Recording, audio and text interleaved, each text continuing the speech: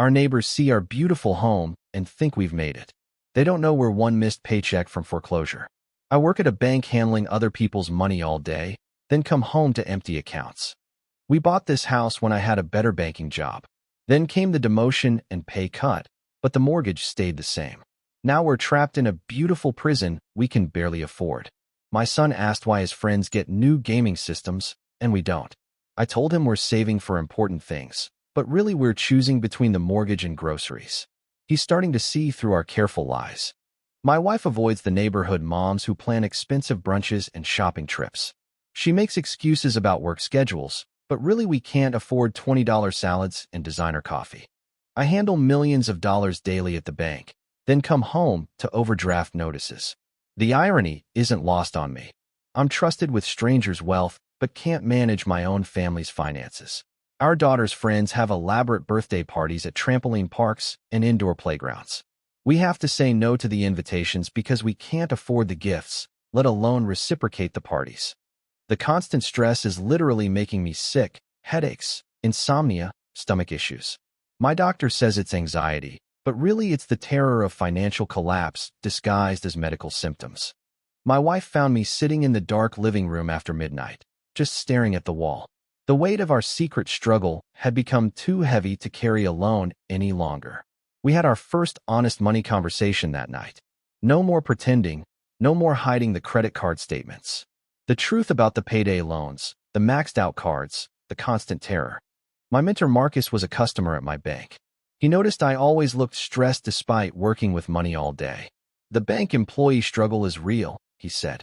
He'd been there too. Marcus explained that bank jobs teach you to handle money, not build wealth. You're facilitating other people's financial dreams while you're stagnant. You need to work on your own empire. He taught me about financial coaching using my banking knowledge. I understood money systems better than most people. I just needed to work for myself instead of the bank.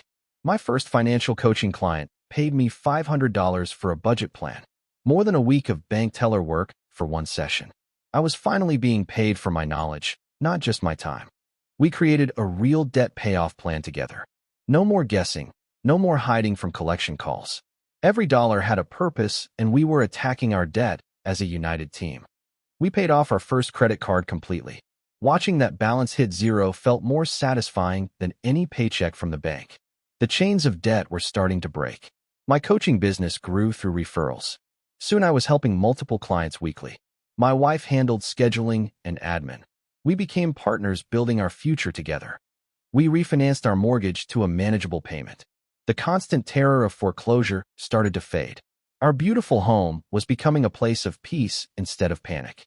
Our daughter had her first real birthday party with friends. Seeing her laugh and play without financial limitations felt better than any material possession. We were finally providing instead of pretending. We started actually accepting neighborhood invitations instead of making excuses. The freedom to socialize without financial panic was a feeling I'd almost forgotten existed. I reduced my bank hours to focus on my coaching business.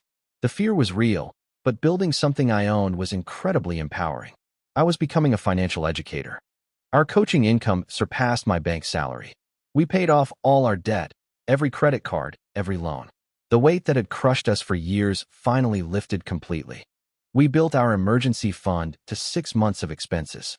The constant background anxiety about job loss or emergencies has been replaced by quiet confidence. Real security changes everything.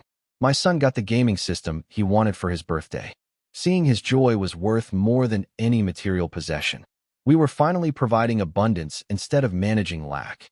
We started teaching financial literacy workshops in our community. Each family we helped escape the house poor trap felt like healing another piece of our own painful past. Our kids understand money in a healthy way now. They see it as a tool for building dreams, not something to fear or hide. The psychological shift happened naturally through our transformation. We invested in our first rental property. The bank teller who was house poor now owns real estate. The transformation still feels unbelievable some days. Marcus and I partner on financial education projects now. The student has become a colleague and friend. He says I coach with more empathy because I remember the struggle. We took our first real family vacation in years. No budget panic, no credit card anxiety. Just beach, laughter, and being present together. Financial freedom tastes like ocean air and peace. I still do some bank work because I enjoy helping people, not because I have to. The freedom to choose changes everything about the work. Purpose replaces desperation. Our beautiful home is now truly ours, not the bank's. The mortgage is manageable, the stress is gone. What was once our prison is now our peaceful sanctuary. We started college funds for both kids. The generational cycle of financial stress ends with them. They'll have opportunities we could only dream about. My business now employs other financial professionals seeking freedom. Each hire feels like pulling someone else from the struggle I knew too well. We're building a different kind of financial services company. The neighbors still think we're successful, but now it's genuine. The difference is we're not hiding struggle anymore. We're building real security and abundance for our family. I still drive a sensible car by choice now. The difference is it's a decision, not a limitation. What was once a symbol of struggle is now a symbol of smart financial choices. The bank teller who was house poor learned that real wealth isn't about appearances. It's about security, freedom, and breaking generational cycles of financial fear. We celebrate financial victories openly now. Every paid bill, every investment, every savings milestone feels like a team win. Money is no longer our enemy, but our tool. The constant background anxiety has been replaced by quiet confidence. We're not just surviving anymore. We're building, growing, and creating a legacy for our children. Now when my neighbors think we're successful, they're right. But the success comes from real security, not careful hiding. The house looks the same, but the foundation is now unshakable.